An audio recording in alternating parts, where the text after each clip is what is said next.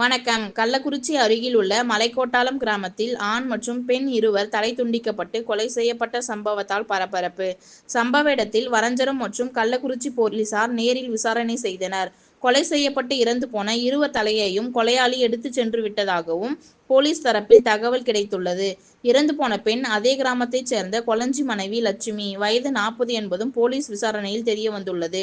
இவரது கணவர் கொளஞ்சி கொடூரமாக கொலை செய்திருக்கலாம் எனவும், தலைமறைவாக உள்ளவரை வரஞ்சரம் போலீஸ் தேடி வந்த நிலையில், மனைவியிடம் கள்ள தொடர்பில் இருந்த ஆத்திரத்தில் கொடூரமாக கொலை செய்யப்பட்டனரா என போலீஸ் தீவிர விசாரணை செய்து வந்த நிலையில், வெட்டப்பட்ட 2 தலைகளுடன் கொளஞ்சி என்பவர் வேலூரில் சரணடைந்தார். ரெட் நியூஸ் தமிழ் செய்திக்காக கள்ளக்குறிச்சி மாவட்ட செய்தியாளர் முத்துக்குமரன். செய்திகளை உடனுக்குடன் தெரிந்து கொள்ள ரெட் நியூஸ் தமிழ் சேனலை சப்ஸ்கிரைப் செய்யவும்.